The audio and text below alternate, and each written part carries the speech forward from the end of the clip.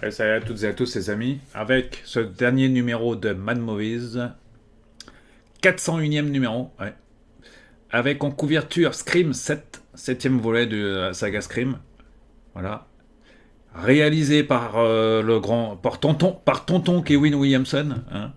Celui-là même qui avait créé la saga Scream en 1996, hein. Donc il s'y connaît un peu le monsieur, hein. Il a coécrit le film, donc il s'y connaît quand même un peu, hein. Voilà. D'où le succès en salle du film d'ailleurs, puisqu'il a dépassé les 100 000 entrées en très peu de temps. Première meilleure entrée de la semaine, donc voilà. Scream qui reste une franchise, je dirais, assez grand public, hein, parce que ça avait cartonné déjà en 1997 lors de sa sortie en salle en France. J'en souviens, je l'avais vu en juillet 97 en salle. Voilà, premier film, enfin les quatre premiers films ont été réalisés par Wes Craven, qui nous a quittés depuis. Kevin Williamson, qui a aussi fait d'autres films et d'autres séries, mais ça on va y revenir dans le dossier de Semaine Mauvaise. Kevin Williamson, l'ex-Wonderboy du cinéma d'horreur méta, reprend le contrôle de Ghostface pour un septième opus auréolé d'un curieux parfum de mystère. Retour complet sur la carrière en dents de scie d'un auteur souvent controversé. Ouais. Ouais, ce qu'ils, ouais. Ils disent ça parce qu'ils n'ont pas eu l'interview. Enfin, enfin, je vais vous dire pourquoi dans un. Enfin, on va le savoir dans un instant. Justement, l'édito, ça tombe bien. Il y a l'édito, je prends un extrait de l'édito qui dit que pas de discussion avec Sam Raimi, pas de alors, ils disent l'art de remplissage du garrotage. Le rédacteur en chef sait faire. Prenez ce numéro, une, deux, trois défections et nous voilà avec un sommaire boiteux. Un placablement éligible à une intervention d'urgence façon médecine de guerre. Pas de discussion avec Sam Raimi, ouais, parce que Sam Raimi il sort un film, hein, qui fait la couverture de l'écran fantastique de ce mois-ci, hein. Il s'appelle. Il y a un gros dossier sur Sam Raimi, on va venir. Voilà, c'est ça. Sand Help. Voilà, Sam Raimi. Donc ils n'ont pas eu d'interview de Sam Raimi, donc il faut bien faire. Du coup, ils font un dossier sur Sam Raimi, de quoi. Pas de rencontre avec Nia DaCosta, pas de Park Chan-wook. Pour nous causer de sa mise en scène, Park Chan-wook, c'est ce film-là, hein. Donc on voit la publicité ici dans ce numéro. Film qui est toujours en salle. Voilà. Il faut regarder évidemment. Excellent film. De toute façon, tous ces films sont excellents, ce monsieur. Ce coréen. Pas de projection de Scream 7. Ah, ils ont même pas eu le droit à la projection. Je crois qu'ils ont projeté pour personne. Ils voulaient pas que. Voilà, donc du coup, ils font un dossier sur Scream et sur Kevin Williams. Plutôt sur le réalisateur, le réalisateur scénariste Kevin Williamson, plutôt. Voilà, ok, on va faire avec, ou plutôt sans, et vous offrez, malgré tout, notre jeu de cervelle autour de cette actualité dodu qui ne demandait qu'à être disséquée en détail. Aussi, on vous exhorte à guetter nos réseaux sociaux dans les semaines à venir, car une annonce balèze y sera faite. Oui, je pense qu'il parle des deux hors-série, enfin, on va y revenir.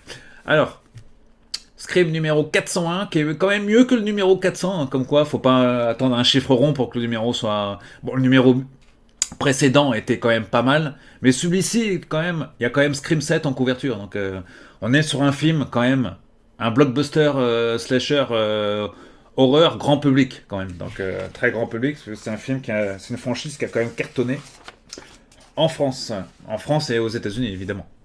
Voilà. Alors le premier film, donc les quatre premiers films ont été réalisés par Wes Craven, qui nous a malheureusement quittés depuis, hein.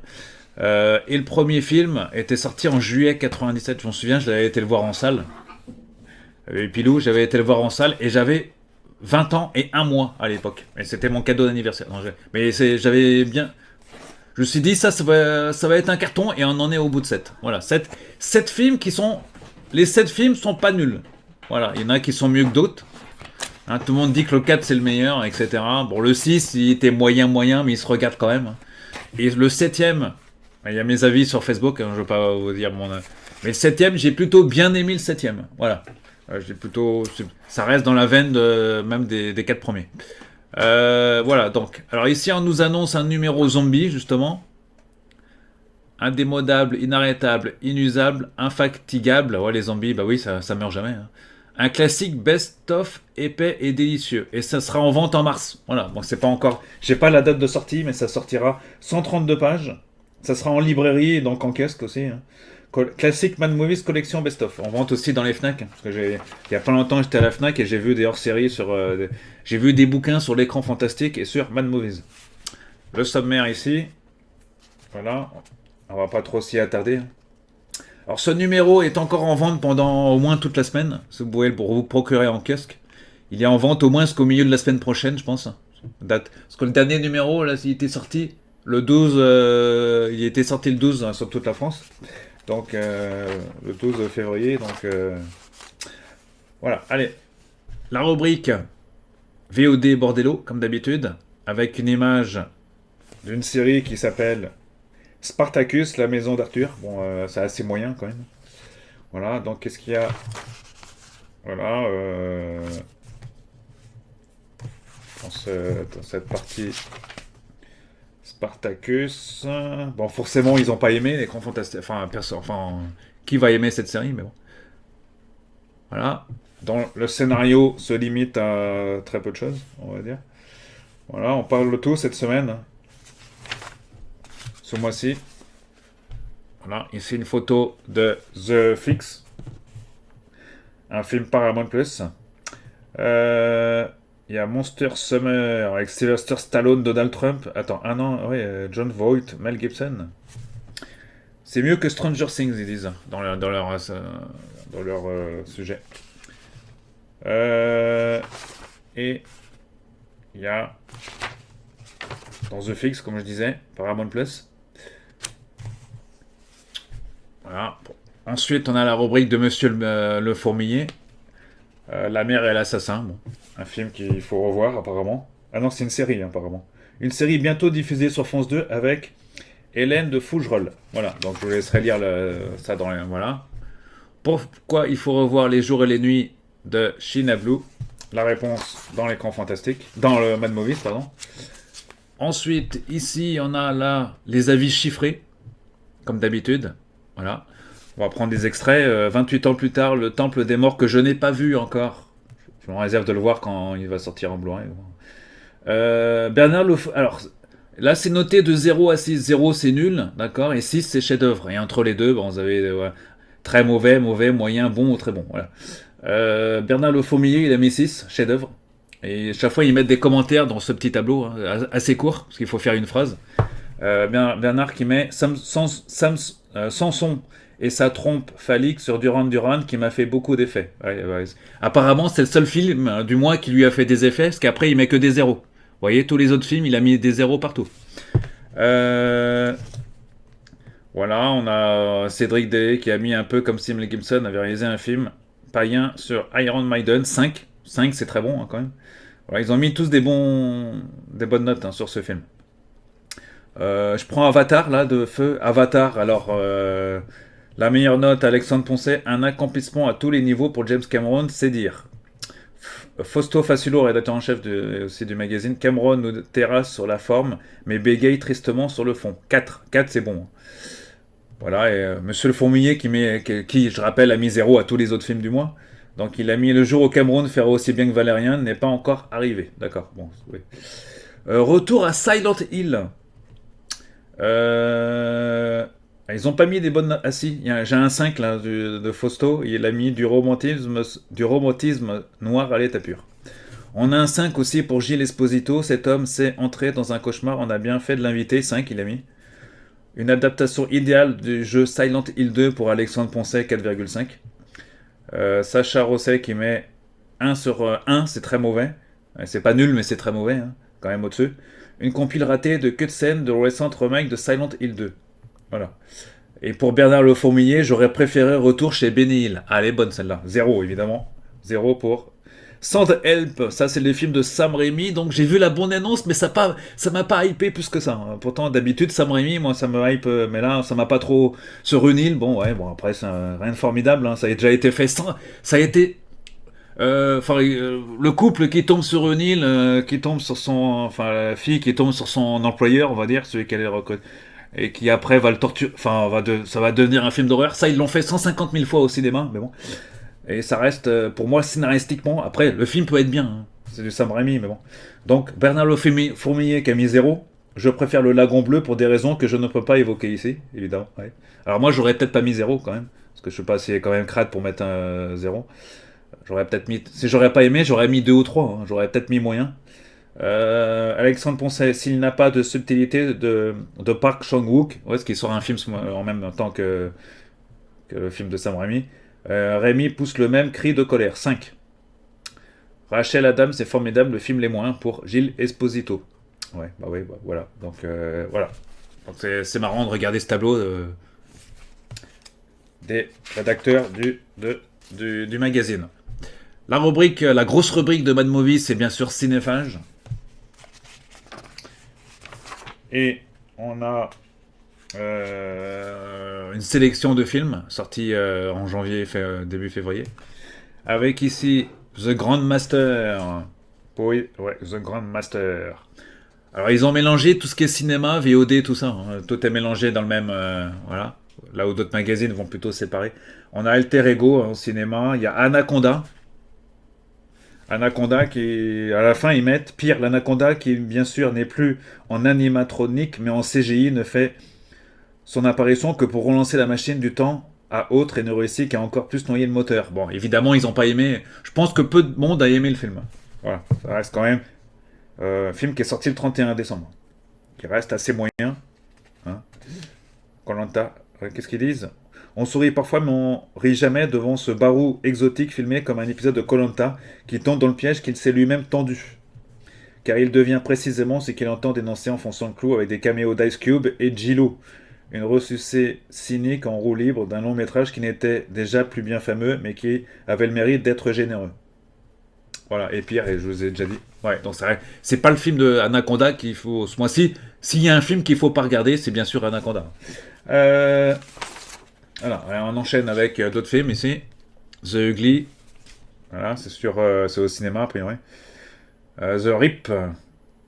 C'est du Netflix. The RIP. C'est du Netflix. Voilà, c'est du avec oui, il y a Ben Affleck, il y a Matt Damon et Steven Yeun. Steven Yeun dedans. C'est un film d'action a priori. Voilà. Ensuite, on a... Voilà, on continue hein, avec ici, Cold Storage. Avec Liam Neeson, quand même. Ouais. Ça, c'est en direct DVD. Hein. C'est le direct Blu-ray DVD depuis le 18 février, pardon. James et la pêche géante. Ça, c'est de l'animation. Voilà, animation disponible en ressortie cinéma le 25 février. On enchaîne sur d'autres films, ouais. Oui, ici on voit La Famille Adams, c'est une ressortie cinéma a priori. Donc c'est ressorti au cinéma, voilà, depuis le 18 février. Voilà, la série est très bien aussi, évidemment. Fight or Flight, avec Josh Hartnett, est reconnu coupable. Voilà, Fight or Flight, c'est sur Prime Video. Et reconnu coupable, c'est ressorti cinéma. On continue ici avec 3 films. On a Alice au Pays des Merveilles. Là, c'est c'est au CGR qui sort le 14 janvier, c'est ça, depuis le 14 janvier. The Convert aux confins du monde et Marsipulami. Ah ouais, Marsipulami dans Mad Movies. Ouais, c'est pas un film de genre ça pourtant. Alors qu'est-ce qu'il dit sur Marsipulami? Chez Mad Movies, ça ne se bousculait pas au portillon pour savoir qui irait poser ses mirettes sur le dernier long métrage de la bande à Fifi. Coup de bol. L'auteur de ces lignes apprécie plutôt les pitreries cartonnesques de l'exploitation équivalent au 21e siècle, équivalent 21e siècle des Charlots. Ah ouais. D'accord. Lachaud et sa bande partent dans une Amérique du Sud pour ramener un colis mystérieux contenant le titre du film. Une version poupon de Marsipulami qui pourrait être le fils caché de la créature façon Shabba ou du gizmo des Gremlins. C'est selon. S'ensuit une enfilade de quiproquos vaudevillesques, de courses-poursuites frénétiques, de vols planés maladroits, de coups de tige de sel de vélo dans le fondement de clins d'œil cinéphiliques à E.T., Top Gun ou Jurassic Park, ça on le voit dans la bande-annonce. Et d'apparition de copains guests, Junio Sob, Bourdon, déchaîné. Alors Bourdon, je sais pas si vous avez remarqué, mais il apparaît dans tous les films de Lachaud quasiment. Le tout saupoudré de Love Story niaise et flanqué d'un Marsipulami aux effets numériques un brin dépassé. Ouais, c'est vrai, c'est pas faux. Bref, entre le trop con pour faire sourire et le franchement drôle suivant les séquences gaguesques. Le tout emballé dans une ambiance ultra méga familiale, histoire que Pathé récupère au minimum sa mise budgétaire de 29 millions d'euros. Bon, on sait que c'est du Lachaud, ça va cartonner, hein. Tous les films de Lachaud de toute façon cartonnent, et tant mieux pour lui. D'ailleurs, il est pas mauvais, hein, Lachaud. Voilà, donc Lachaud et ses amis. Là.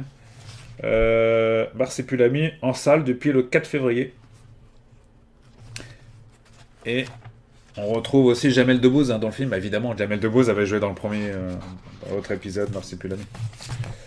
Donc, critique de Marsupilami dans The Magazine. Et voilà, et ce sont les dernières critiques. D'ailleurs, critiques assez courtes, d'ailleurs. Voilà. Allez, on enchaîne sur... Je crois que c'est Christophe Lemaire, je crois que... Sur la critique de Marsupilami. On enchaîne sur le gros dossier Rob Reiner qui nous a quittés, le King of the King, quand même. Le 14 décembre 2025, on apprenait la mort de Rob Reiner et de son épouse qui aurait, en parlant au conditionnel, aurait été assassinée par leur fils. Voilà. La ressortie en salle de son chef-d'œuvre Stand By Me, chef-d'œuvre par excellence. Et l'occasion pour nous de rendre un dernier hommage à ce cinéaste qui aurait marqué toute une génération.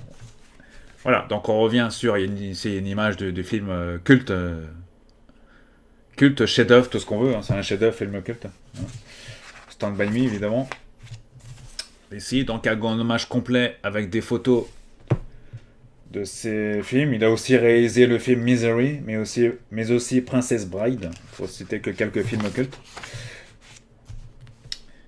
Et là, on revient sur le film Stand By Me, film quasiment culte, voire chef-d'œuvre, on pourrait citer comme chef-d'œuvre, avec Will Wheaton, qu'on a vu dans Star Trek plus tard, et dans d'autres séries, dans d'autres films. On voit aussi Jerry O'Connell, évidemment, qu'on ne présente plus, River Phoenix et Corey Feldman. River Phoenix, qui, vous le savez, est décédé depuis déjà un bon moment, malheureusement. Voilà, donc Stand By Me, film culte, qui est ressorti plusieurs fois en Blu-ray, je crois. Il est sorti plusieurs fois en 4K, en Blu-ray, tout ce qu'on veut. Moi, je l'avais même récupéré en 4K à un moment donné. D'ailleurs, j'ai pas eu le temps de le revoir, d'ailleurs, il faudra que je revoie. On enchaîne sur le film du mois de février. Donc, Kevin Williamson présente Scream 7. Voilà. À défaut de ne pas avoir d'interview avec monsieur Kevin Williamson, voire avec Neve Campbell, pourtant elle est passée en France, Neve Campbell, parce qu'elle était sur le plateau de Quotidien. Elle a même dit qu'il y aurait un 8e opus, ce qui semble se confirmer, parce que le 8e opus est déjà engagé, déjà. Pour ceux je ne vais pas vous spoiler, pour ceux qui n'ont pas vu le film. Donc, ici, ce sera l'occasion pour les rédacteurs du magazine de faire un dossier sur monsieur Kevin Williamson, entre autres. Donc ici, on ouvre par Scream, forcément. Voilà. On enchaîne sur les différentes... Souviens-toi l'été dernier, notamment. Voilà. La suite du dossier.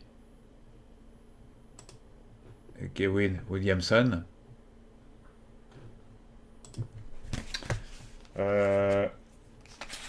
Mrs. Stingle. Il en a fait des choses, monsieur Kevin Williamson. C'est même lui qui a réalisé la série The Following avec Kevin Bacon, que j'avais trouvé pas mal comme série. Mais malheureusement, elle a été annulée trop tôt. Je crois qu'elle a tenu 2 ou 3 saisons, je sais plus. J'arrive à tout ça. Justement, The Following, ici. On a une image de The Following de Kevin Bacon dans la série. Ouais, donc The Following 2013-2015. Ouais, donc quasiment 3 saisons, quoi. Qu'est-ce qu'il dit sur The Following? Alors, Kevin Williamson se réinvente sur la chaîne Fox avec la série Following. Kevin Bacon bosse avec le FBI pour remettre la main sur James Purefoy. Ah oui, James Purefoy, qu'on avait vu dans la série Rome, notamment. Un tueur en série en cavale. Il joue bien le rôle, en plus, James Purefoy, dans cette série. Par ailleurs, gourou d'une secte de psychopathes. Ah ouais, c'est pas la secte d'Epstein. Parenthèse. Là, c'est une secte de psychopathes. C'est moins pire qu'Epstein, quand même. L'antagoniste phagocyte tous les tics d'écriture, etc. Hannibal Lecter, machin, au cœur de joie, en fait foraine, le drame l'emporte enfin sur l'ironie, quand bien même les séquences mettent en scène le culte meurtrier, manquant souvent de sombrer dans le grotesque. Les ficelles, ok, Williamson se perd, ouais, tout ça, bon, voilà. Oui, il y a des références à Edgar Allan Poe, évidemment. Elles vieillissent par ailleurs beaucoup moins vite que les autres créations signées Kevin. Ok, donc on parle de tout ce qu'il a fait, en gros, monsieur Kevin Williamson, scénariste de la franchise Scream, entre autres. Ah, c'est lui qui a fait Curse, c'est... Ok, c'est un bon scénariste, en tout cas. Voilà, dans film qui cartonne en salle, film à retrouver en salle de cinéma.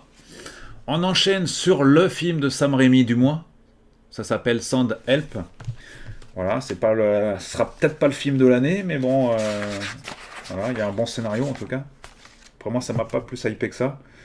Pour son grand retour au genre horrifique, nous aurions préféré que Sam Raimi s'appelle un script écrit à quatre mains avec son frère Ivan. Malgré cette frustration, l'auteur d'Evil Dead n'a pas son pareil pour manipuler son public et décupler l'impact thématique et émotionnel d'une intrigue concoctée par un duo de fanboys. Ah oui, ça, hein, voilà. Donc, ça critique sec hein, dans Mad Movies, bien évidemment. Voilà. Ce film, sorti le 11 février en salle. Ah oui, il y a que 2 pages. Ah oui, d'accord. Et après, il y a un dossier sur les sales coups de Sam Raimi. À défaut de pas eu d'interview de Monsieur Sam Raimi, bah, on fait un dossier pour combler les pages hein, quand même. Donc ici, s'il fait partie de la liste depuis la sortie de Spider-Man, Sam Raimi n'a jamais tourné le dos à ses origines, ni trahi ses convictions profondes ou ses aspirations artistiques les plus personnelles. Nous vous invitons à revisiter son style, c'est unique, et à observer son évolution au fil de son ascension hollywoodienne. Ok. Donc, voilà, donc on revient ici sur Evil Dead, forcément, entre autres. Il n'a pas fait que ça, mais Evil Dead 2. Bruce Campbell, acteur. Les films petit budget sont généralement bouclés en 3 semaines. On a multiplié ce planning par 4 sur Evil Dead. Et aussi la série aussi. Voilà, donc on revient en gros sur Spider-Man ici, Spider-Man numéro 2. On enchaîne sur l'autre film qu'il faut voir au cinéma. C'est le film de Park Chan-wook. Aucun autre choix. C'est le titre ça? Ah ouais, c'est le titre. Voilà, donc film, voilà, film, Corée du Sud, sorti le 11 février dernier. Voilà. En adaptant le polar Le Couperet de Donald Westlake, Park Chan-wook trouve le terrain de jeu idéal pour explorer de nouvelles facettes de son cinéma et façonner un mémorable personnage de Monsieur Tout le Monde Tueur. Les crimes de Monsieur Tout le Monde. On connaît les serial killers, hein, ok. Mais la sortie d'aucun autre choix remet en lumière le sous-genre. Ok, donc ils reviennent sur... C'est un demi-douzaine d'œuvres. Ils reviennent sur les films, sur les 12 films en gros. Dans Park Chan-wook, c'est plus ou moins inspiré, on va dire ça comme ça. Ah oui, il y a quand même Bullet Ballet hein, qui est cité quand même. Film culte. Film culte de japonais, hein, disponible chez Carlotta Film. Ensuite, on trouve d'autres, ouais, pas mal, ouais, d'autres films aussi. Rencontre. Ah, il y a quand même une rencontre. Alors, Patrice Brice, réalisateur de Tell Histoire from the Crypt. Et un cinéma, c'est plus singulier qu'il s'agit d'un... Ok, donc on rencontre avec le monsieur là. Dans Crypt, il y a encore plus dans Crypt 2. Ok, donc on parle de... Voilà, interview, rencontre en plusieurs pages ici. Hein. On enchaîne sur spécialiste des effets miniatures, Monsieur Ian Hunter. Spécialiste des effets. Voilà. Ok, donc interview avec le monsieur qui a travaillé aussi sur Star Trek aussi. T'as lui-même un ancien employé de Star Trek, ouais. On parle de Star Trek, donc je pense qu'il a bossé aussi sur Star Wars, j'imagine. Pitch Black, ouais. Filmographie sélective. Abyss, Total Recall. 2 films cultes. Panic of Horror, Waterworld, Terminator 3.